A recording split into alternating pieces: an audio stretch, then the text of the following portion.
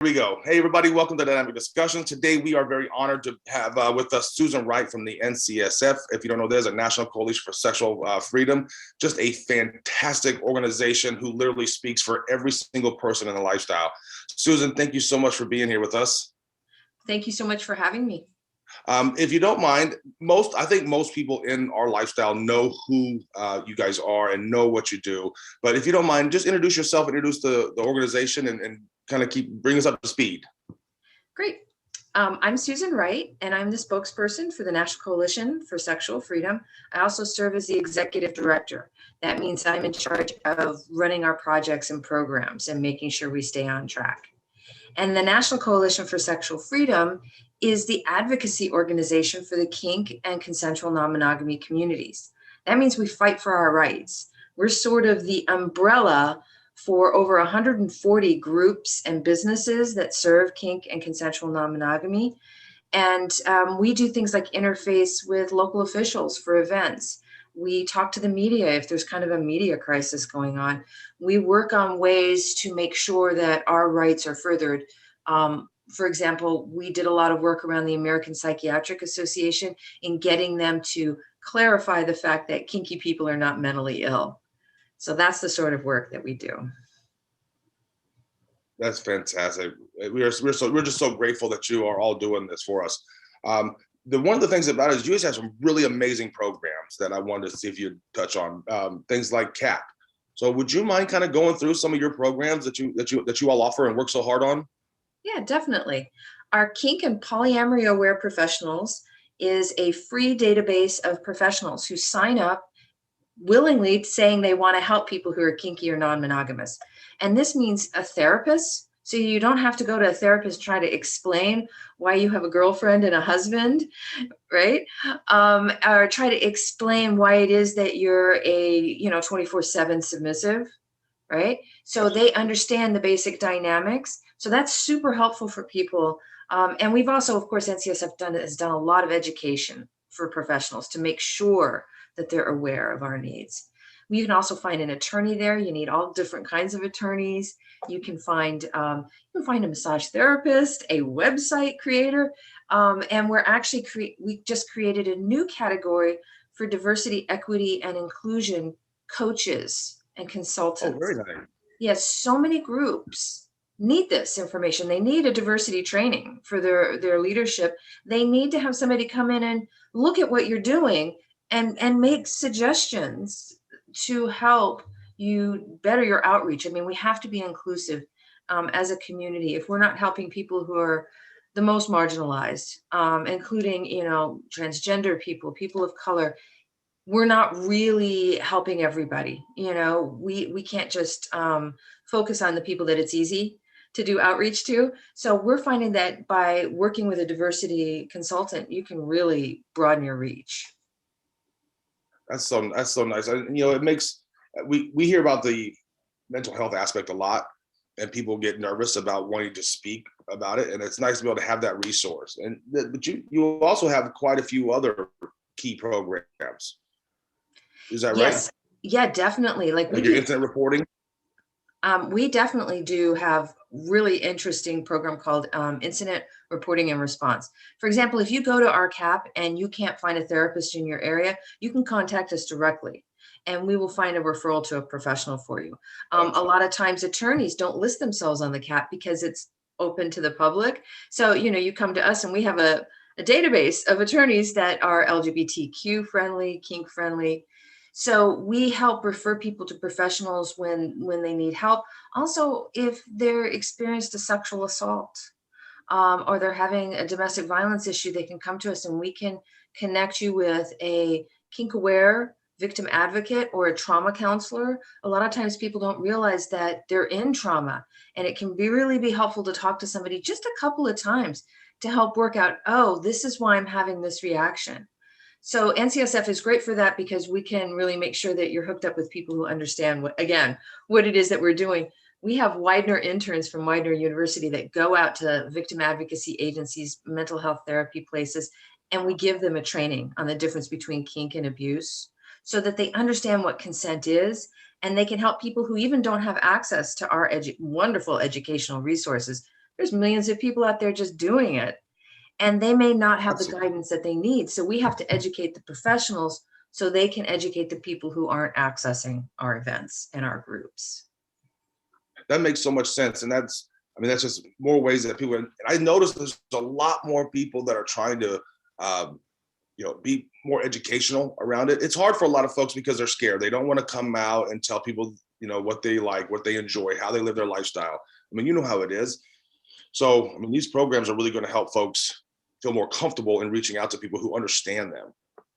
Yeah, absolutely. And all of our surveys, because we do a lot of research because we have access to the people, and we want to make sure we're accurately representing the communities. NCSF is truly grassroots that way, and that's one reason why when we put research out, it's great that everybody participates in these surveys so that we know what you need. And we certainly find that people are not out because there's still a stigma around this. And part of that is because it's still technically in kind of an illegal gray area, because all the case law says consent is not a defense to BDSM activities. So NCSF's been working on that as well. Our consent counts program was created in 2007 by the communities, and then NCSF took it on in 2008 to decriminalize BDSM. Because the two things, us being considered, possibly mentally ill, are you mentally ill or not, right? Which we had to wipe off the mat. Yeah. We also have to get rid of this idea that consent is not a defense, because that leaves us underserved. We can't go report something in the context of a kink scene, because prosecutors have no way to deal with things like that. For them, sex is a roller coaster. Once you're on it, you're on it.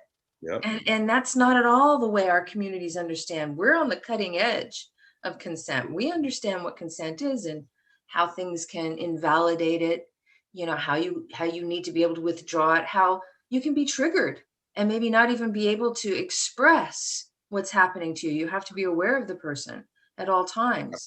So we're trying to give that back to the mainstream. With our Consent Counts program, we've worked with the American Law Institute to help change the new model penal code on sexual assault. We're hoping that'll be approved in June. That'll be a huge step because it's got a definition of consent that really works. And it looks at the context of the entire situation happening. And it'll get the states, they have like a mishmash of sexual assault laws. Nobody even knows, what's Yeah. technically legal or illegal. NCSF has a giant database on our website about assault laws, which is not even the sexual assault, it's just the assault laws. Reddening of the skin, in some states, a visible mark, depending on does consent count in this state for things like that or not. So we are really pushing this because we think that that'll transform the alt sex communities once we are no longer in this kind of gray area, which we're not being prosecuted for consensual BDSM. Otherwise, it'd be done. We would have had our case law and we would have, changed everything.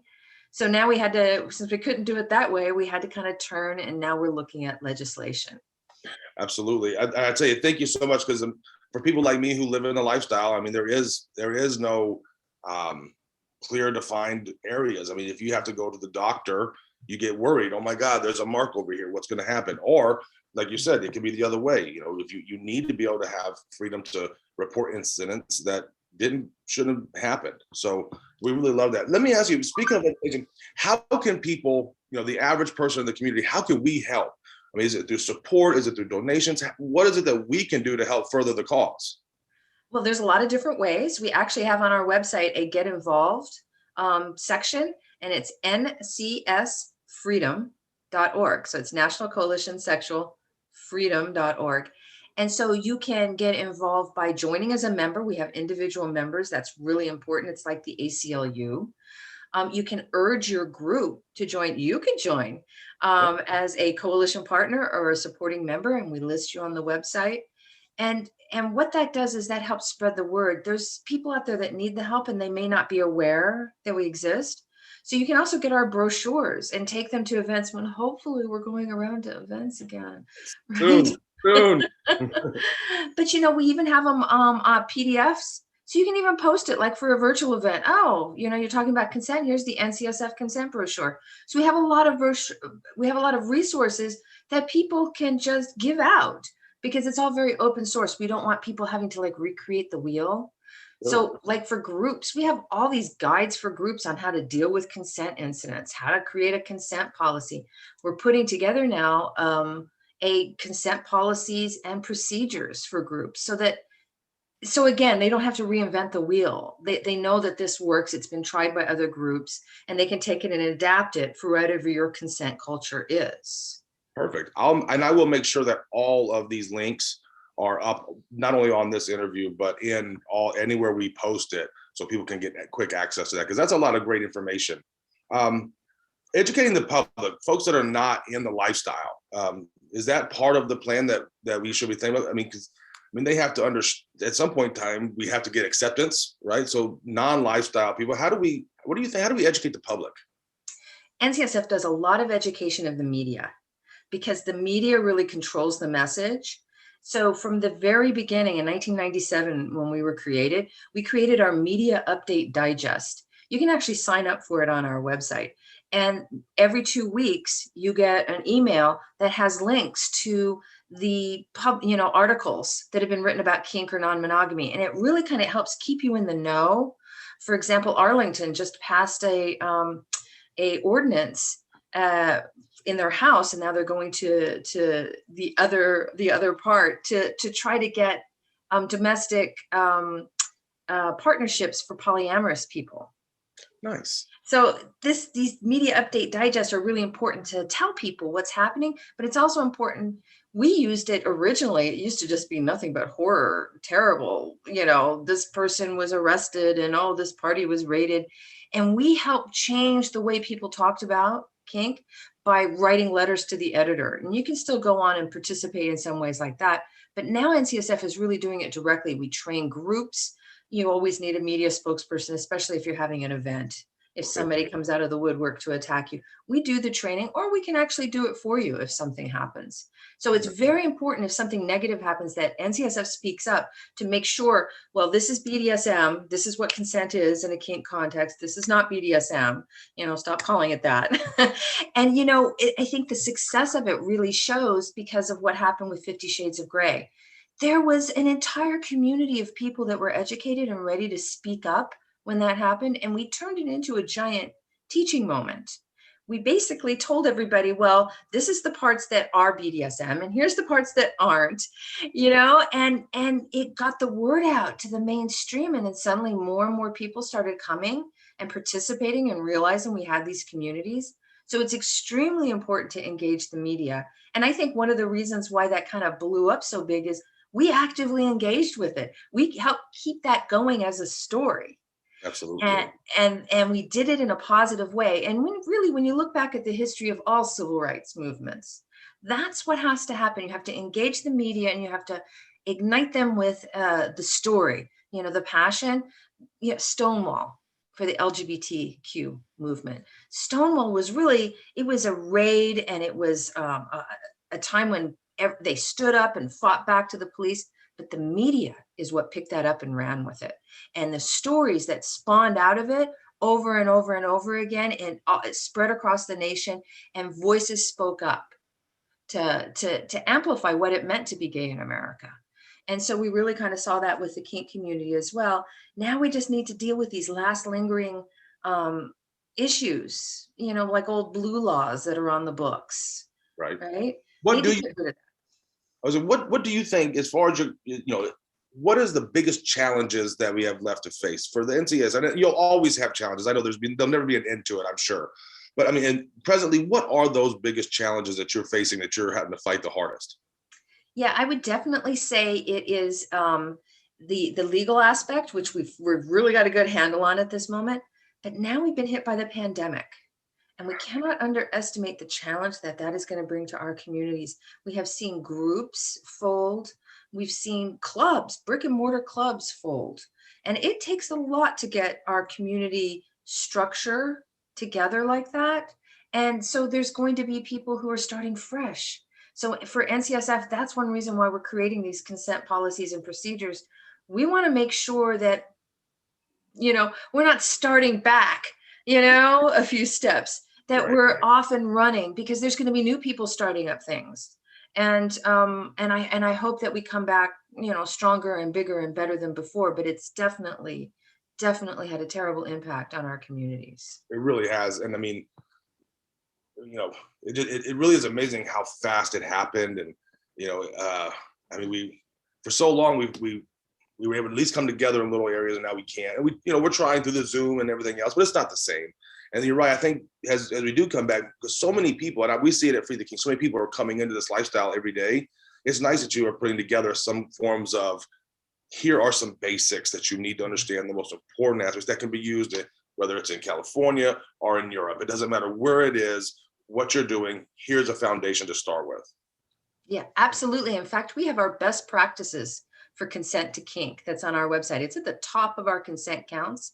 And it really is a way to get us all on the same page. It accords with the new model penal code on sexual assault. It lets everybody know what you need in order to have consent for kink. Since it's kind of wrapped up in legal issues, we have to inform everybody. So we got that out at the beginning of this year. So again, so we're on the same page. And so nobody's caught by surprise. What we do is amazing. A lot of it is self-exploration. It's a way of being able to understand yourself as well as your partners.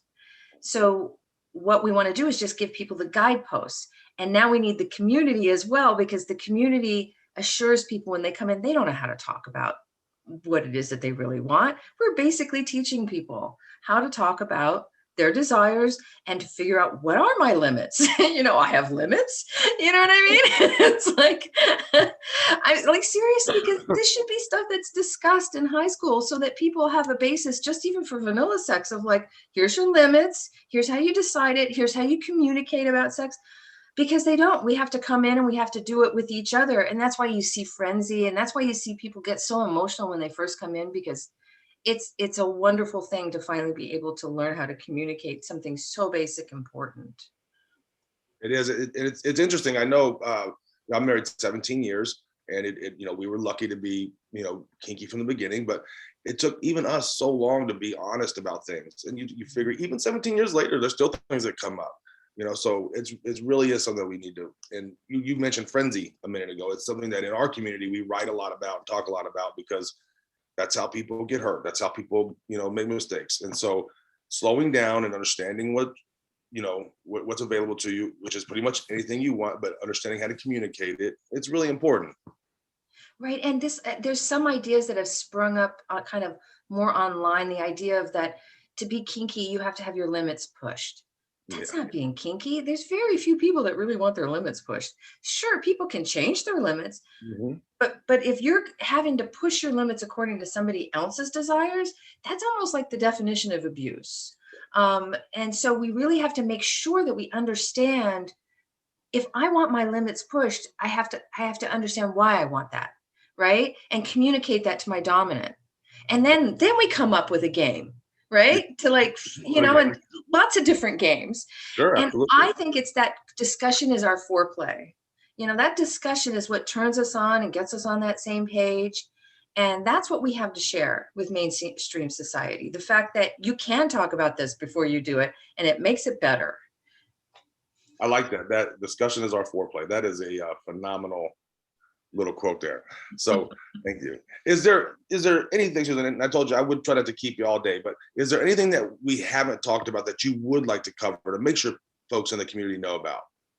Well, we definitely have a huge resource library full of the consent case law. We have the assault laws. We have information about FOSTA and how that's kind of chilled our speech. NCSF's Twitter account is suspended right now.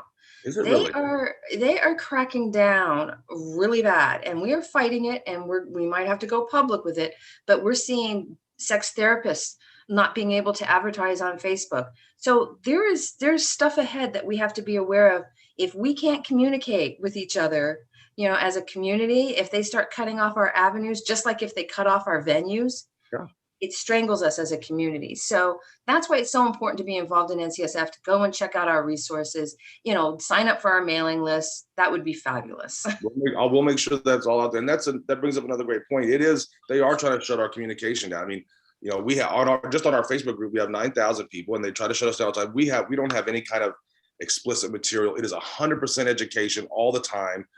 You don't even find pictures on there of any kind of toy or anything. And they are always trying to shut our group down. We mostly just on Facebook share articles. Yeah. Or share what our allies are talking about. I don't understand why there would be a problem, but it's because we're National Coalition for Sexual Freedom. I know, it's ridiculous. The government is trying to control our bodies. They really are, 100%. It comes down to that. 100%. If there is ever anything that you need from our community, you reach out to me. We will give it 100%. If you need a message sent, like I said, we're small. We're only about 16,000, but we could get the message out to every one of them. Please don't ever hesitate to reach out to us. Well, this is great. I would love to talk to you again, kind of keep this going, especially after June when we get the American Law Institute Model Penal Code on Sexual Assault. Let's plan on touching base later in the year. Absolutely. Let's do that. Thank you so much for everything. Okay, great. Thank you. Thank you. Have a wonderful day.